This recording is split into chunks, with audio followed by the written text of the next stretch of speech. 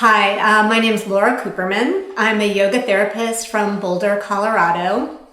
I'm the founder of Yoga for Survivors, and I'm really excited to be here in London offering the Yoga for Survivors teacher training. I'm also a cancer survivor myself, about 10 years out from breast cancer. I am super excited to be here at Yogacampus in London, helping other yoga teachers get ready to go out into the world and do this work. I got involved with teaching yoga to cancer survivors the hard way through my own personal experience. I'm about 10 years out from breast cancer, and yoga played such a big role in my own healing and recovery. I was already a yoga teacher at the time. When I realized how much benefit there was for me personally using yoga as a tool in my recovery, it made me want to share that with others. There are so many benefits to yoga for cancer survivors. It helps significantly with many of the side effects of cancer treatment, such things as fatigue, nausea, headaches, sleep disturbances, anxiety, depression. And yoga is just a great foundation for keeping all of the systems of your body working well.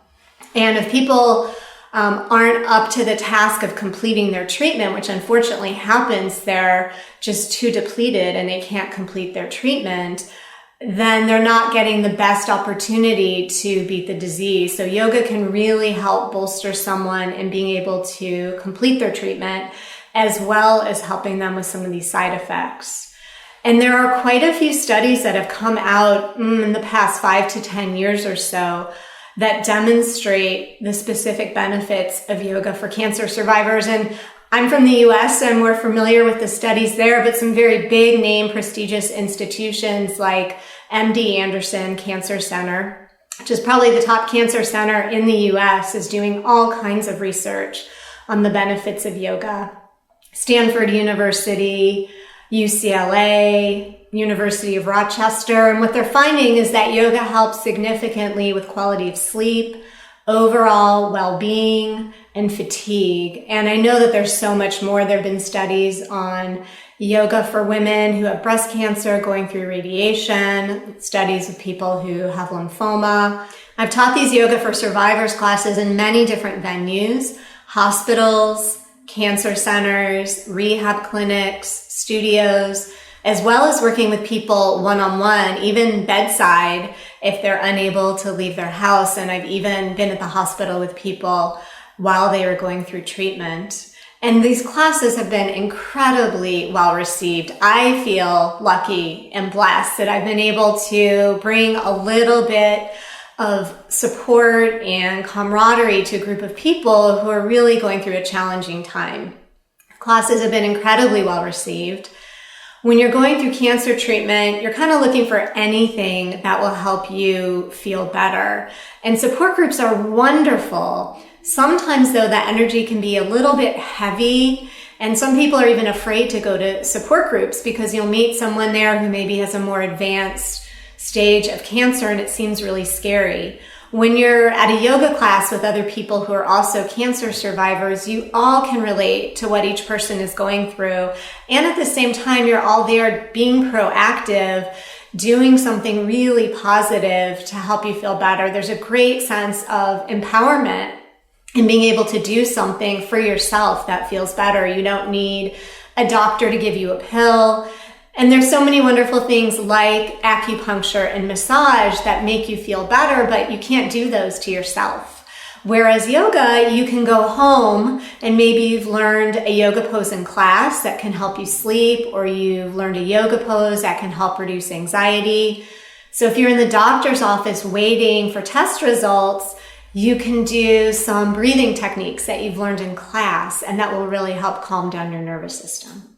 The classes that I teach are open to survivors of any type of cancer at any stage of recovery. And the term survivor can be a little bit confusing. It's actually a term used by the medical community to connote anyone who's been diagnosed with cancer who's still alive. So you don't have to be through treatment. It just means you've had a diagnosis of cancer. Right now, I'm going to show you some of the things that you'll be learning in the specialist course. And even though some of these things might look familiar to you, what you're going to be learning in the course is the why of why we're doing them, why they're beneficial for the lymphatic system, for the digestive system, to help with sleep. Anna here is going to help me out. Straighten both legs and have your legs close together. Hands near your hips. So we're going to do some movement here to get the lymph flowing in both the axillary region, the armpit area where we have a lot of lymph nodes, also in the groins where we have a lot of lymph nodes. And this is also great just for keeping shoulders and hips mobile. And we'll also add a little bit of core strengthening to this. On your next inhale, bring your arms overhead, and your arms may or may not touch the floor. You don't want any strain. And as you exhale, bring your arms back down, moving at your own breath pace. Good, and we'll add on to that. You'll inhale your arms overhead, and as you exhale, draw right knee in. You'll clasp just below kneecap and give a gentle tug, all on the exhale. Inhale, stretch your arms overhead, stretch your right leg really long and bring your foot to the floor. Exhale to the other side. Draw left knee in and give it a gentle tug. Good. Keep going at your own pace. You're doing great. This looks perfect. Lubricating the hip joints, getting the blood flowing, and again, getting the lymph flowing. So unlike the circulatory system, the lymphatic system doesn't have its own pump. And the lymph can kind of get congested when we've had lymph nodes removed, as often happens in cancer surgery. So the best way to get the lymph flowing is by movement. And you'll keep doing the same arm and leg movement, but this time I don't want you to grab your leg. So as you exhale, bring right leg in as far as you can, hands to the floor. Really pull your leg in. Perfect. Inhale, stretch arms overhead, right leg long. Beautiful. Exhale, bring left leg in as far as you can. Good. Inhale, arms overhead. So building strength in the lower abdominals. Keep going, same thing. And also in the hip flexors. So our muscles can atrophy so much while going through chemotherapy. And simple movements just like this can help retain strength without depleting you or overheating you. The next time you come to the right side, you'll pause and hold your leg in. Excellent. Gently pull right knee towards right shoulder. Spread your collarbones. Pull your shoulder blades down your back. This is a good one for you. Keep your left hip and heel in the same line. Engage quadriceps and left inner thigh. Breathe into the right side of your belly. This is great for the digestive system. We're gently stimulating the ascending colon. Then we'll switch it out on your next inhale, arms overhead, right leg long. And exhale to the other side. Now breathe into the left side of your belly, gently stimulating the descending colon. Good. This is a great pose for elimination in the whole digestive system. And keep your left leg where it is and bring your right leg in to meet your left leg. Hug both knees in to release the pose.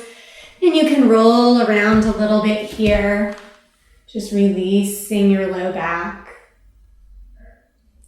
I teach classes that are open to anyone. So some people prefer to teach classes that are just breast cancer survivors or only for women or only for men. And I think that's great. The classes I teach are mixed levels. So people not only are at different stages of their recovery, some people are brand new to yoga, some people have been practicing yoga for 10 years.